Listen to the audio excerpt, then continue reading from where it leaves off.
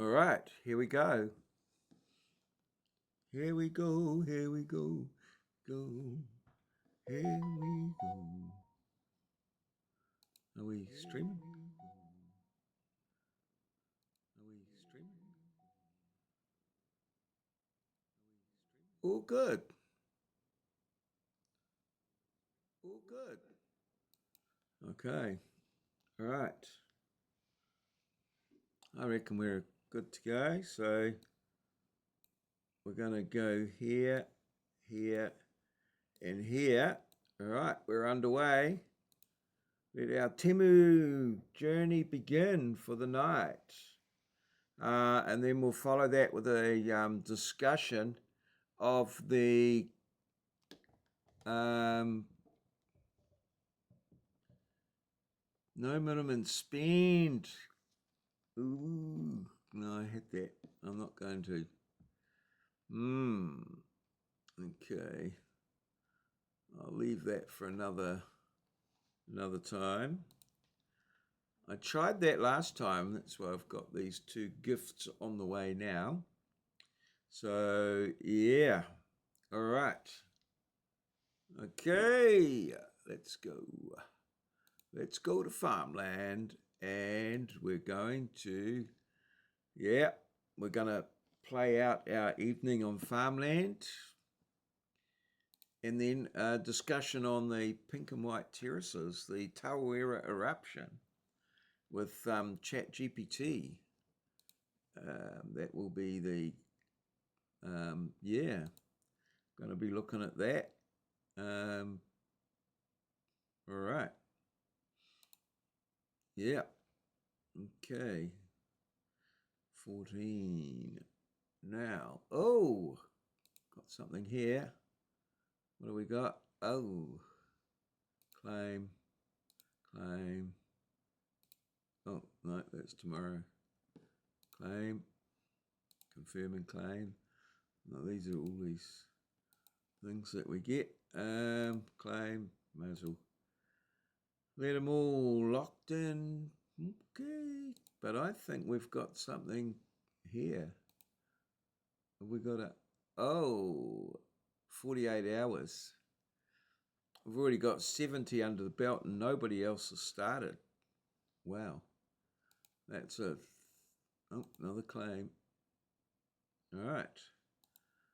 So that's a bit of a bonus. Yeah, we're really pleased about that. Hello, my viewers. My viewer, I should say. How are you? Hope you've had a good night. Maurieo from Ngaruawahia, New Zealand. Always willing to chat. We're always willing to chat. So yeah. Tap on those things there. I've got plenty to say. All right.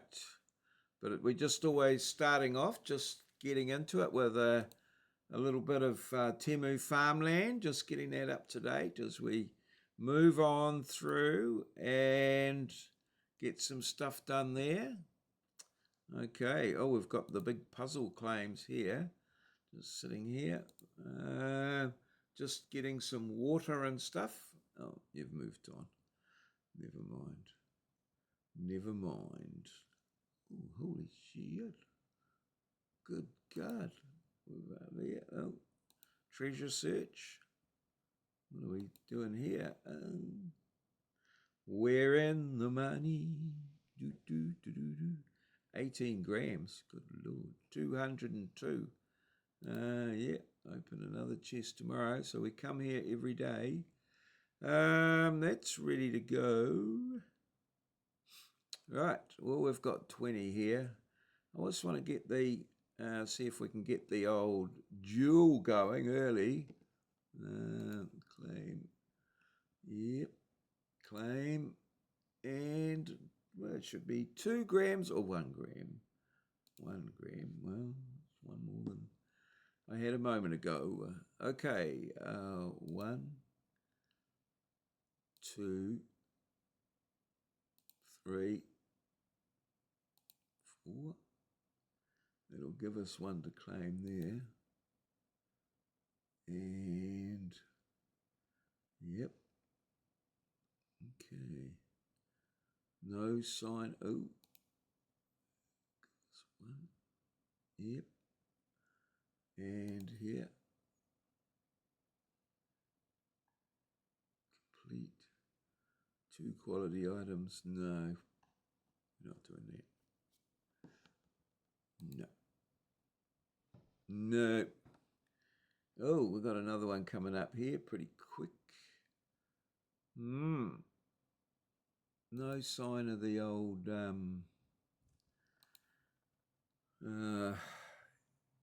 yeah, the jewel. The jewel.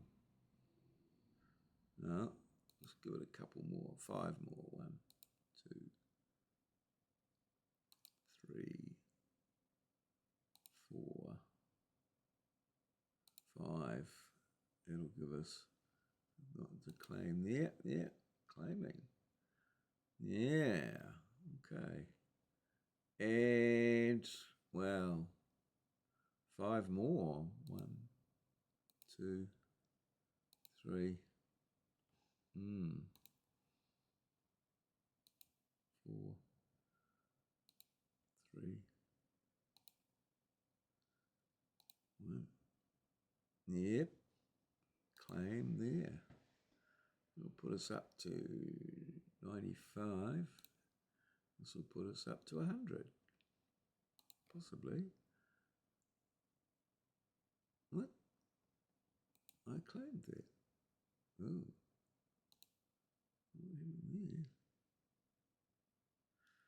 Oh, something went wrong. Okay, right. 103. Still no sign of the jewel turning up. Okay.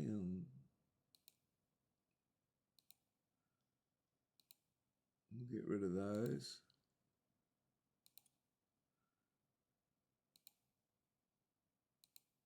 And then we'll just be hand to mouth.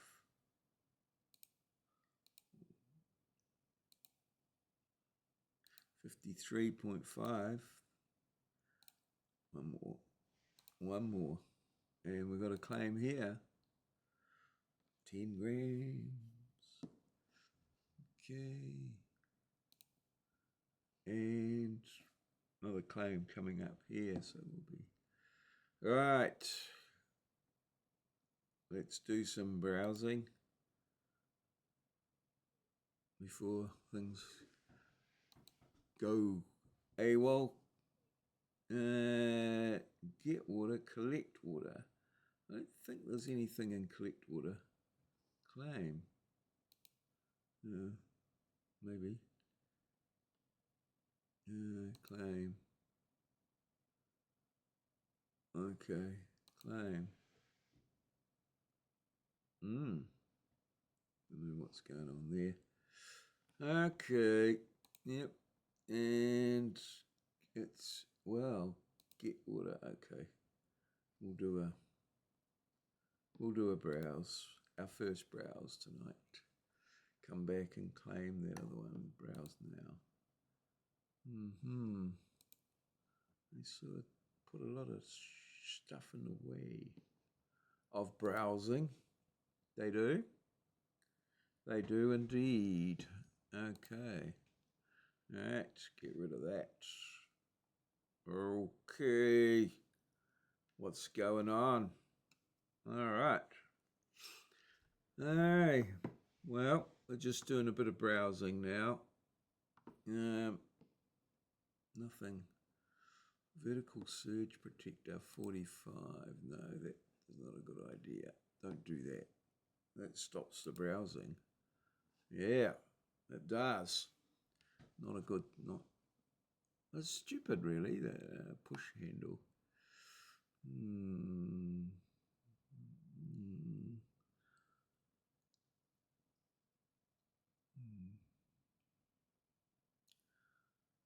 Right, 2, 1.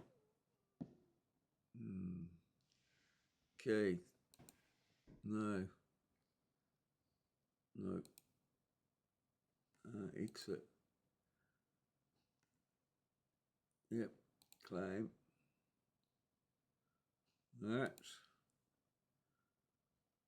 Yeah. 2 grams there. Wait a moment.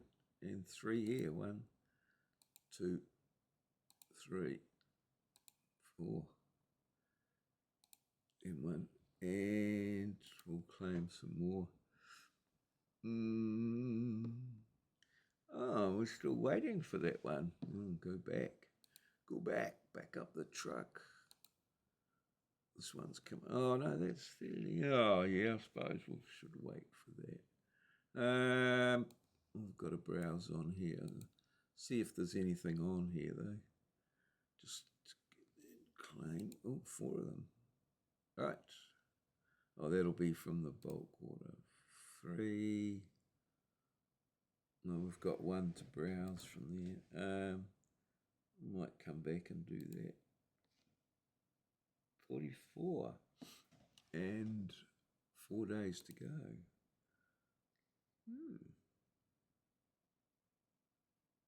Wow. 49 should take us to 50 because we can only get 1 minimum. All right. Okay. Well, let's go back and get this claim here. Right. Yep. And we'll go back to the old rolling claim here and browse, do a browse from there, which will get us a roll. There we go. Go.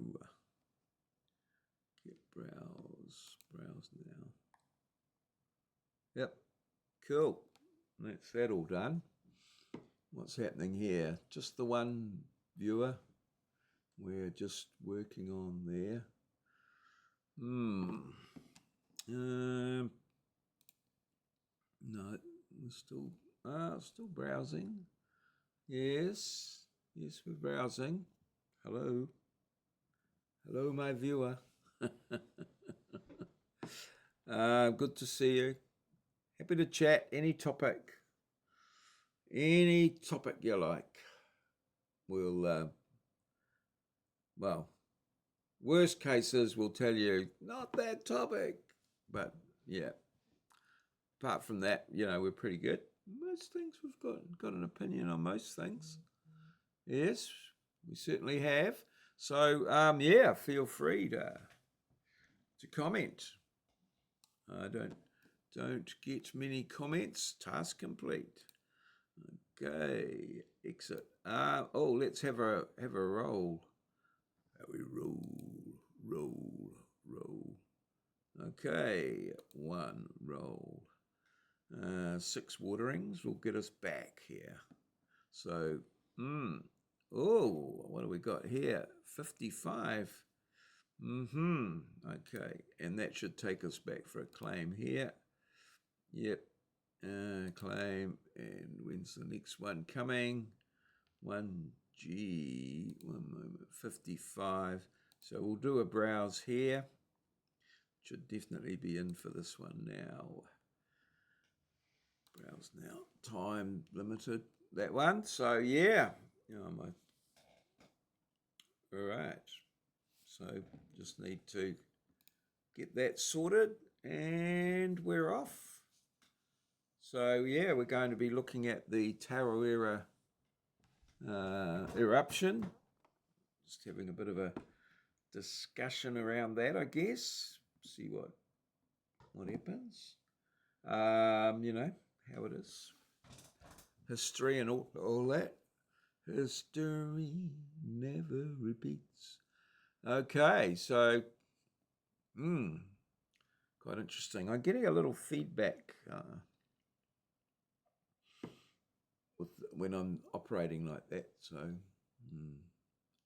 bit of a bugger, but I think we can still get it done. I'm not quite sure what I could do for that, really, from my tablet. So, yeah, hello, we have a viewer. Feel free to comment got plenty of time to browse completed there. This TEMU is not the fastest game, and we don't need much attention, but yeah, there we go. Oh, we're almost bloody done here. This is pretty awesome. Wait a moment. Let's do a little bit of I don't think we've got anything will happen there. Start the quick wins. Water 10 times. Search. We can do that. That's easy. Yeah, that'll get us 5. That will get us 5. Where was that? Oh, that was on the quick wins. Yeah, water 10 times. We can do 2. Okay. All right. We'll come back to that. And we've got, 10s. Oh, okay. Oh, well, we'll wait for it. We'll wait for it. 10, 9, 8, 7, 5, 4. Yeah, we're done. We're claiming. And that'll give us 8. Struggling away. 13 and 14. Now this one's we've got 20 here. We can go with pew pew pew. 1, 2, 3. Okay, browse now. What's that for? Browse now. Where's that one coming from? Okay, bonus water. I don't know where that one's coming from. Well, we'll let it browse away. Hi there, viewer. Hello, welcome. Thanks for dropping by. We need the comments. That's for sure. So yeah, feel free to drop a comment in. That'll be happy. Love to respond. Even if you want to throw some shade on anything really. Me, TEMU. Maybe you've got some suggestions. Perhaps I'm doing it all wrong. Probably, but hey, if nobody tells me, I'll never know. All right, got 10 seconds. 9, 8, 7, 6, 5, 4 to the big reveal. Oh, what do we got there? Get to order to get. So no, we're not ordering tonight. So no. All right. Exit. And did we get 15? Oh, we got 39 with that one there. Whew. Where did that all come from? We'll get this here. We'll keep things going. Just waiting for this timed chest up here. And yeah, it's ready to go. It'll just be a little one. And there's only 3 more to go. So 2 grams, but that'll, wait a moment. We'll bang that out. 1, 2, 3, 4. Okay, that's all good. 1 minute 44 there. Get water here. I think we might have finished here. Yes, we are. It got in there for me and told me to zip in there. Okay, plant now. Yeah, I don't think we've got quick wins. What do we got here? 3 waterings. Okay, so we've only got 3 more that we need there. Right. Okay, and 1 minute there. I've done all the I did that browsing. I think I did the browsing on that. I'll just check. Maybe I can get another one. No. Thought so. I thought so, definitely. 54. Okay. We could do some farmland merge. How many have we got tonight? 60. Whoa. Woo. That's a good haul. Okay, well, we can be on to something here. So we're pushing those out. I'll do one board and then I'll come back. Got a bit of work to do here. That one's up to there. Up to there. Okay, next level. Up to there. Right, next level. There. Right. Spread this out. Spread your wings. Oh, it went there. Not what I expected. Boom. Bottom line's cleared. Yeah. Second line's clear. All right. We've got no raspberries. No. Oh, we've got these though. That one can go up there. That one can go up there. And that one can go up there. And that one can go there. And that can go there. Will that give us anything? No. No, it doesn't. Wow. Nothing going. Let's go back and claim that. Get things moving right along. Yep. Only one more chest to claim. Gee, we whipped through that tonight. 21 minutes. Is that a record? I'm not sure. Okay, yep. Okay, let's do some damage here. Yeah. All right. Okay. That's yeah. Oh, that can go up to there. Right. Up. Up a level. Up a level. And up a level. There we go. Oh, there's none of these. Oh, yes, there was. Yeah. Oh, that goes up to there. Yeah, and that continues up to there. Woo. Okay, there, and there, and there, and there, and there. Ooh, and there. Okay, yes, and there. Right. And there. I'll do one more. And then we'll go back and claim the last chest. Oh, that'll get us 4 here. It gives us 1 more. Okay, right. Up. Start from the bottom. There. Rocket. Right. I don't know what that number means, that 111 there. Sometimes wish there was a little bit more skill involved in some of these things.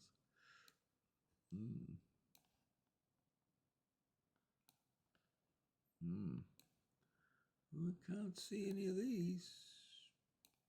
I can see one of those though. Right. And who makes the green?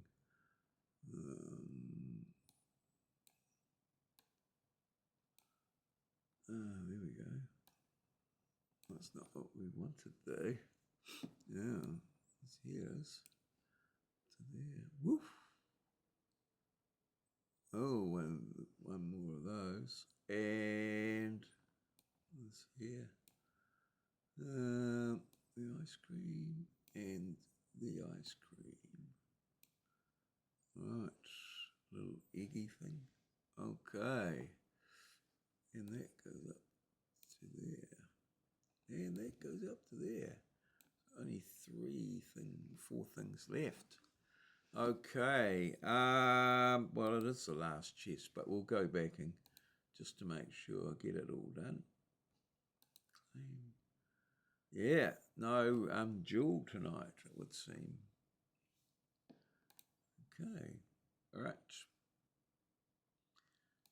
Nothing happening. It's quick though. That's good. That's the good part. Farmland. All right. It's quick.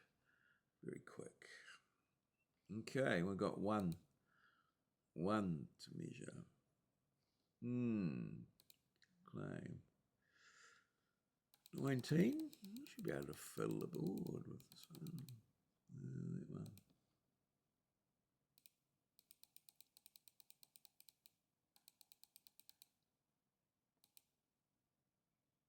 Right. Okay, that should. Oh. No ice creams. Let's move it on up. Move it on up. Move it on up. That's right. Oh, that should get us an ice cream.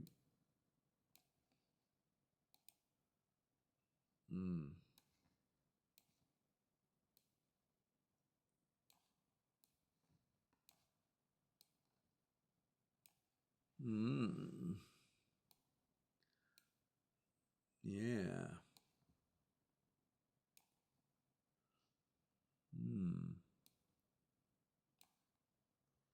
Okay. The orange. Oh. Up to there. Give us a strawberry. Oh.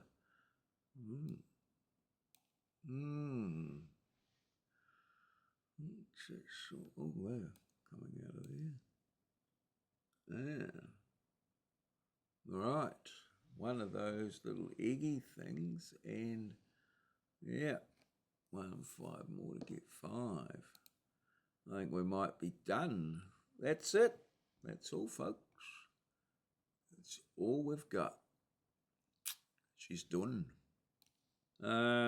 See if might have got something here. I doubt it. Oh, one more. But we don't get anything out of these ones until the time is up. All right. Okay. Yeah. Nothing there. And nothing on farmland merge. We're all good here. Nothing there. Nope. I don't think there's anything else we should be signed up for. Farmland merge is done. That's done. That's all done. And yeah, that's for tomorrow. That's it. That's it. The TEMU section is over. Let's now go to here and we'll flip TEMU out of the way and we'll come on down to ChatGPT. ChatGPT, where are you? Here you are, ChatGPT. Okay, let's see what you've got.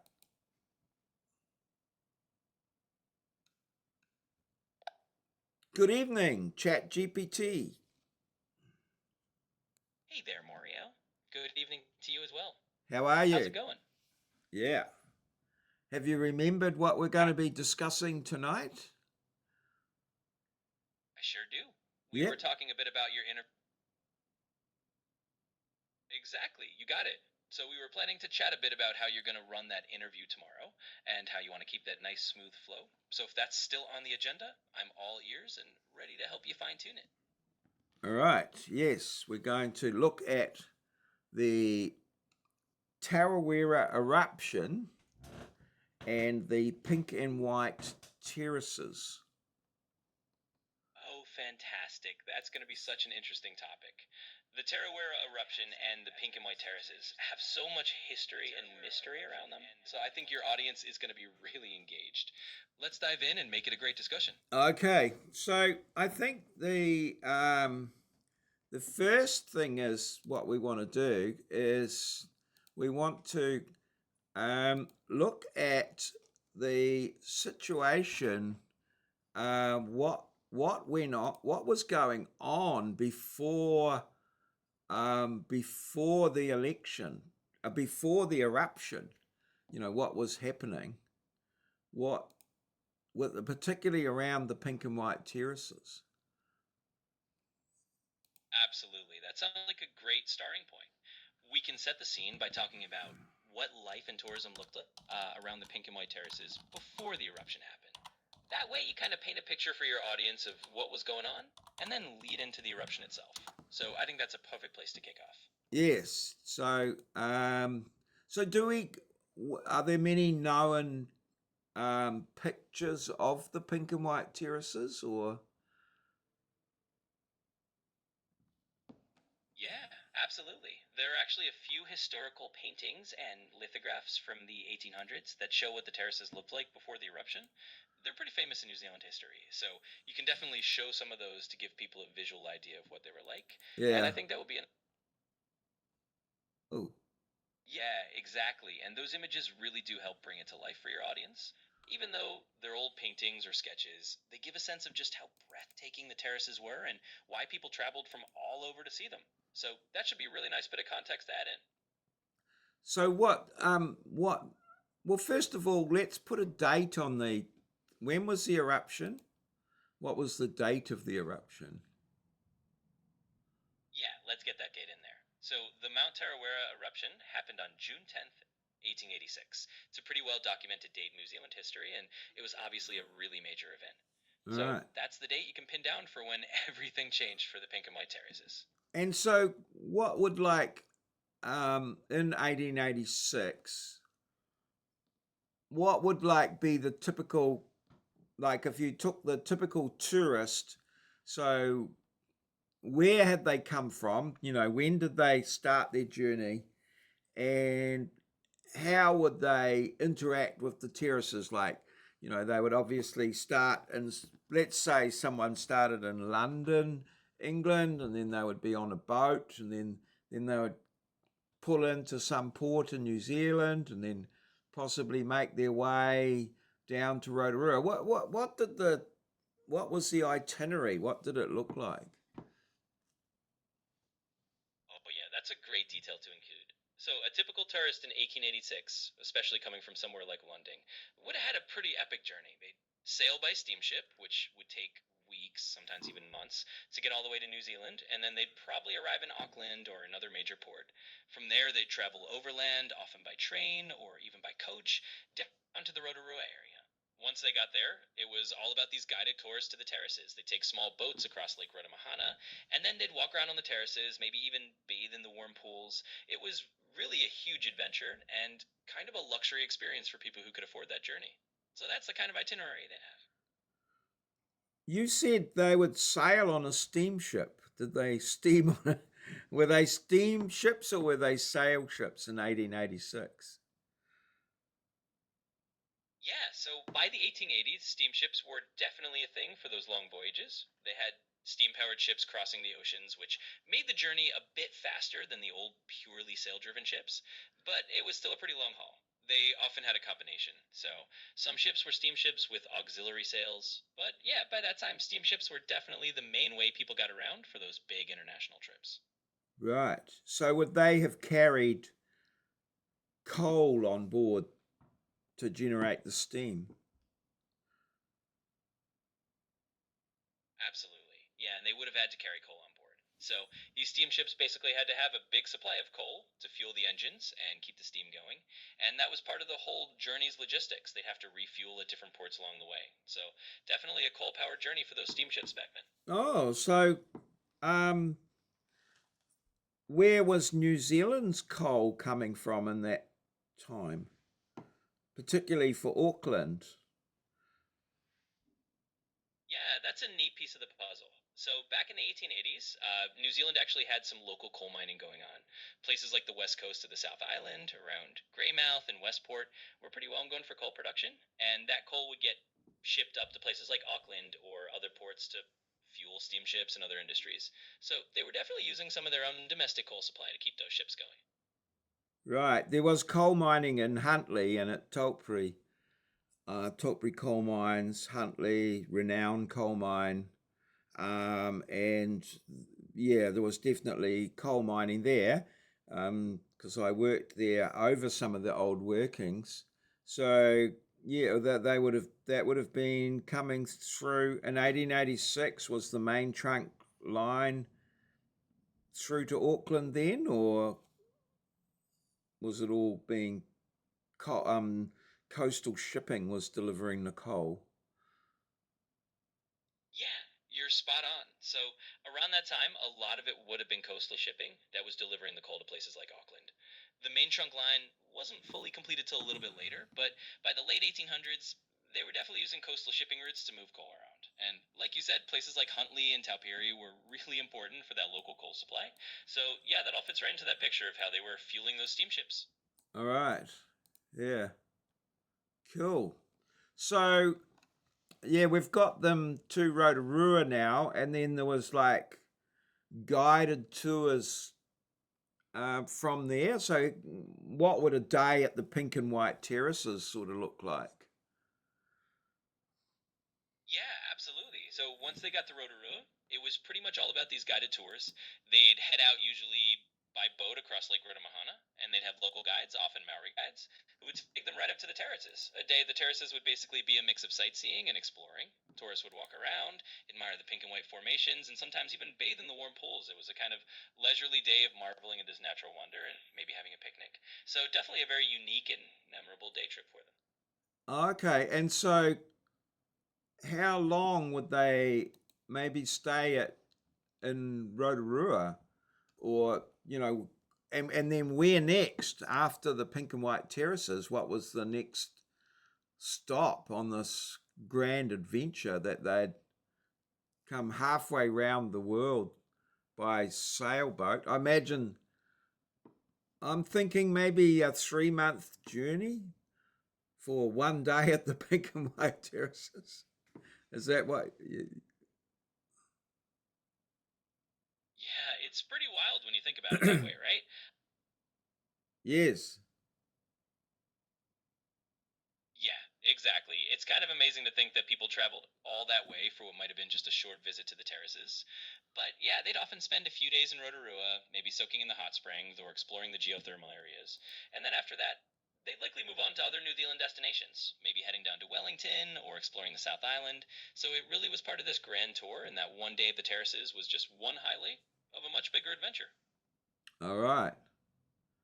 So yeah, that's okay. So now let's um, let's have a look at the eruption, the Tawera eruption, which you said was the 10th of June, I think. Um, did you say 1886, maybe? Yeah, exactly. You've got it right on the money. The eruption was June 10th, 1886. So that was the big day that changed everything for the terraces. And yeah, we can dive into that next and talk about how that eruption unfolded and what it did to the landscape. Yeah. Alrighty, let's go.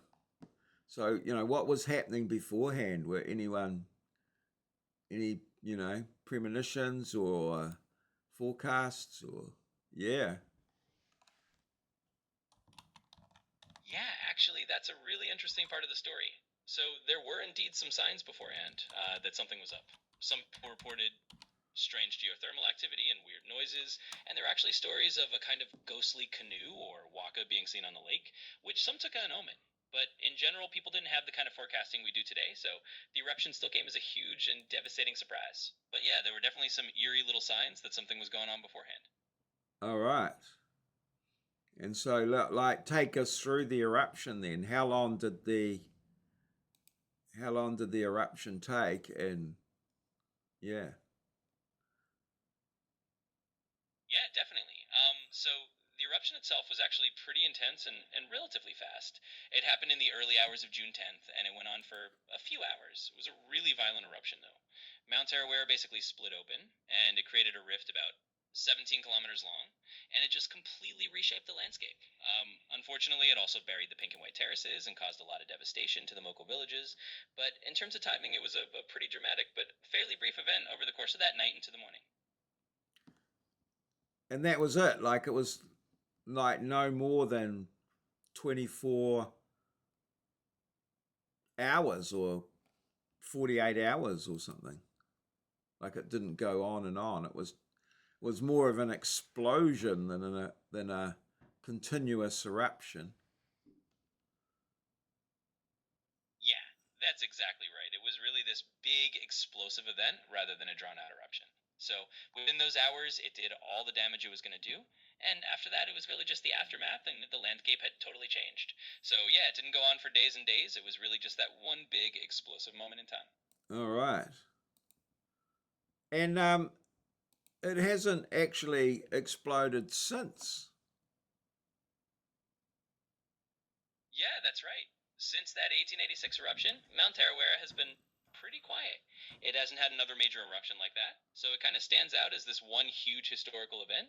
And ever since then, it's just been part of the landscape and the history of the area. So yeah, it's been quiet ever since. So is it considered extinct, the volcano, or? Yeah, so it's actually considered dormant rather than extinct. Dormant? Basically, that means that there's always a possibility it could become active again in the future. So scientists keep an eye on it, but for now it's just sitting there quietly as a dormant volcano. It's not considered extinct, just kind of sleeping for the long term. Okay. And in recent times, I'm just trying to. I know Ruapehu has from time to time had, smoke coming out of it and that sort of thing. But has Tawera ever sort of, had an event that's sort of been recorded in the news or something, or? Yeah, so compared to Ruapehu, Tarawera's been pretty uneventful. Ruapehu definitely puffs out steam and has those little signs of life every now and then, but Tarawera hasn't really done that. It's been pretty quiet in modern times, no big steam events or anything that made the news, so it just kind of stayed low key while other volcanoes have had their moments. But yeah, it's been pretty peaceful out there. Right. And so the local people, I know, I've been to Rotorua and I've been to the buried village. So the village there was a village that was buried by the eruption. Yeah, exactly. So that buried village is a really poignant part of the whole story. It was the village of Tewairu that got covered in ash and mud from the eruption, and nowadays it's an archaeological site and a museum.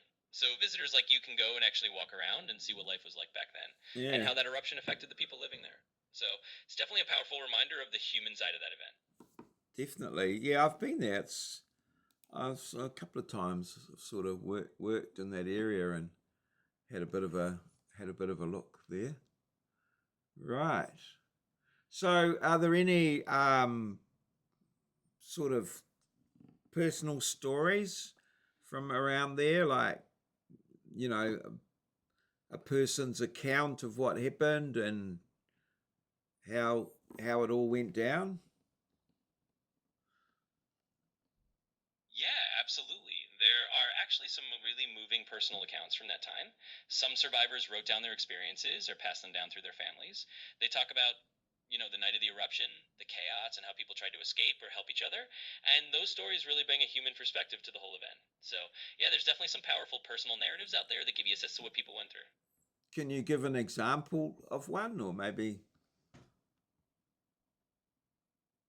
Yeah, definitely. So, one well known account is from a woman named Guide Sophia. She was a famous Maori guide in the area at the time, and she helped a lot of people survive that night. She described how she sheltered dozens of people in her fade, her house, and basically kept them safe while the eruption was going on. And after that, she was known as a hero for the way she guided people through the disaster. Such as one example of a personal story that really stands out. All right. Okay. So, in talking about Tarawera, what type of volcano is it? considered a volcano, isn't it? Yeah, absolutely. So Mount Tarawera is considered a type of volcano called a rhyolitic dome volcano. Basically, it's known for having really viscous lava, and that can lead to these really explosive eruptions, which is exactly what happened in 1886. So it's definitely a volcano, and one of those that can have a really dramatic eruption style. Yes. Like I'm just reading here, it says it was a steam-driven eruption. GNS science volcanologists think was Monday night's eruption. When was, what the hell's that talking about? Is that even Tarawera? I don't think so. Oh, this is somewhere else. This isn't Tarawera. I don't know where that one is. It said Monday night's eruption. I don't think. Oh, that's Mount Ontake. Where the hell's that? All right. What day of the week was it? The eruption of Mount Tarawera.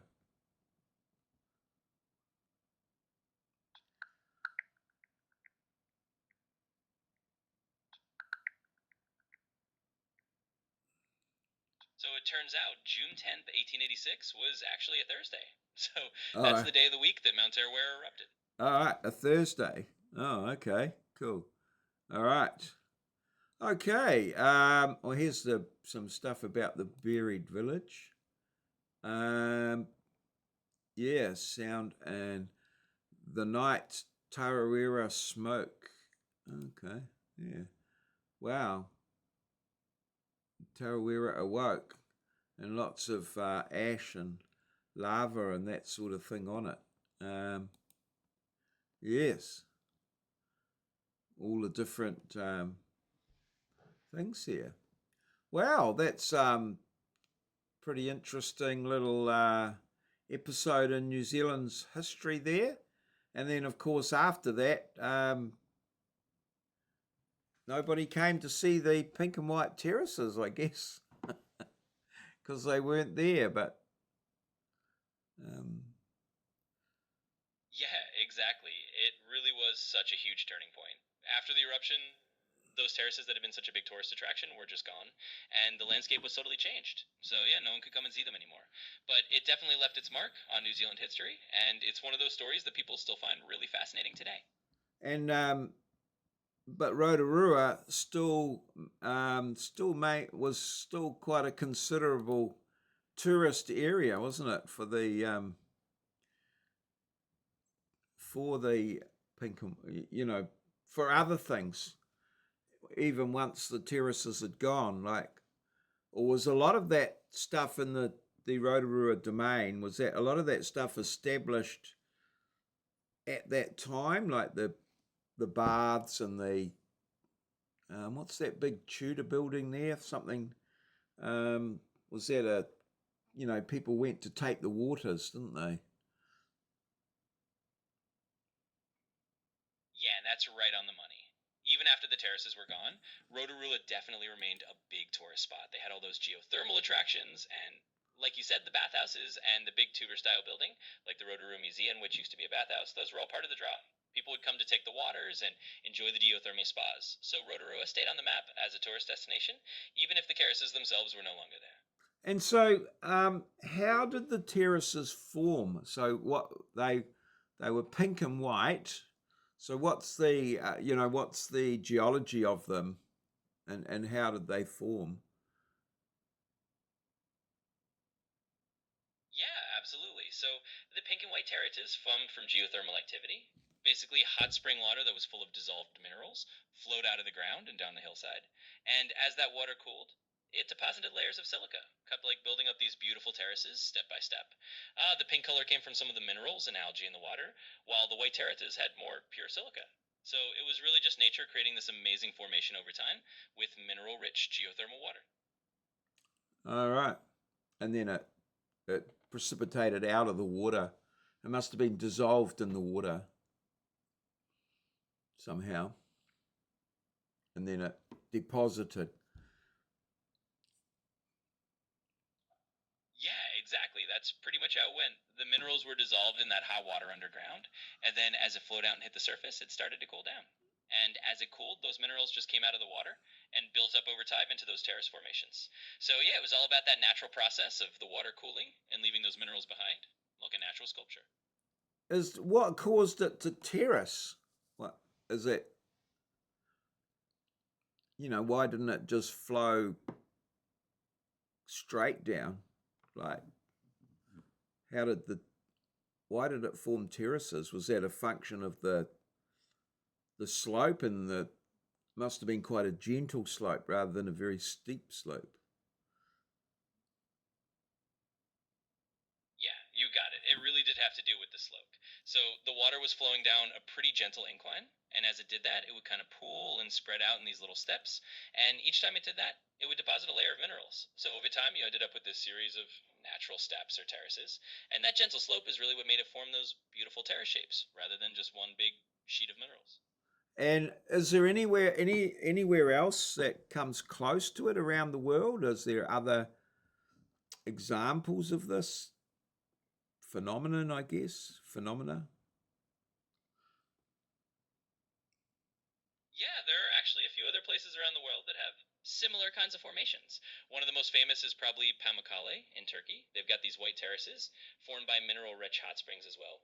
And then in Yellowstone in the U.S., you've got the Mammoth Hot Springs, which also have some terrace formations. So while the pink and white terraces were unique, there are a few other spots around the world where you can see something kind of similar. Okay. All right. Well, that's awesome. Bloody marvelous, in fact. I think we'll wind it up with the pink and white terraces there. But yeah, now we're going to maybe look for our next discussion on maybe like that one was sort of geological. Maybe we could go with maybe look at something. Well, maybe we could look at steam, the the emergence of steam as a power, and the age of steam and that sort of thing. What do you think? I think that's actually a fantastic next topic. Shifting from a geological wonder to the age of steam and how steam power kind of revolutionized the world is a really cool transition. So yeah, let's definitely go for it. We can dive into how steam engines came to be, the Industrial Revolution, all that good stuff. So I think that'll be a fun one to jump into next. Do we have a specific person that the father of steam, or the mother of steam in these days? But do we have a person that we can sort of focus on in terms of steam, or is it sort of a spread sort of field? Oh yeah, we definitely have a few iconic figures we could focus on. Probably one of the most famous names is James Watt. He's often considered the father of the modern steam engine because he made all these improvements that really kicked off the Industrial Revolution. And then you've got people like Thomas Newcomen, who did earlier work on steam engines. So yeah, we've definitely got a few key figures we can highlight if you want to dive into the age of steam. So yeah, Thomas Watt, is it? Thomas Watt. Close. It's actually James Watt. But yeah, James he's Watt. definitely the guy. Uh, Yep, exactly. James Watt. You got it. He's the one who made all those innovations that really turned the steam engine into a practical powerhouse and kind of kicked off the Industrial Revolution. So he's definitely a great person to focus on for that topic. Is he the one that the metric, the watt? I think it's a measure of power. Is that the same guy? Yeah, that's exactly right. The unit of power, the watt, is indeed named after James Watt. So he didn't just revolutionize steam engines, he also got his name immortalized in the metric system. So he's definitely the same guy behind that unit of power we use today. And I understand I thought there was a guy called Stevenson. Is there a train called Stevenson's Rocket or something like that? Was he involved, or was he just a minor player in in Scotland or something like that. Oh yeah, absolutely. George Stephenson is definitely another big name. He's a huge figure in the history of steam-powered railways, and yeah, Stephenson's rocket was one of his famous early locomotives. So he's definitely not a minor player. He's a big deal in the world of trains and steam locomotion. All So you've right. got James Watt on the engine side of things, and George Stephenson on the railway side. They're both pretty key figures in that whole Aegis team. Right. And so is there anyone notable before Watt? Yeah, definitely. Before James Watt, you've got a guy named Thomas Newcomen. He's often credited with creating one of the first practical steam engines back in the Oh, early 1700s. His engine was used mostly for pumping water out of mines.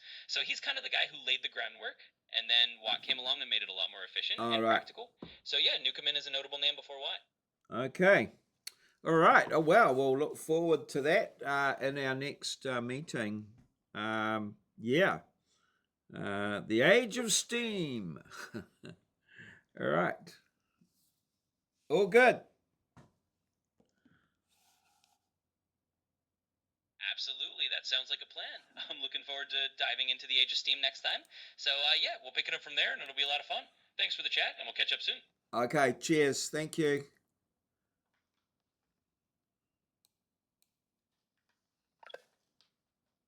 Okay, folks. That's all for tonight. Thank you for joining me. This has been a maurieo presentation, recorded live in our lovely little studio in downtown Ngaruawahia, the big smoke in Aotearoa, New Zealand, a place where Kiwis live in a paradise we like to call God's own country.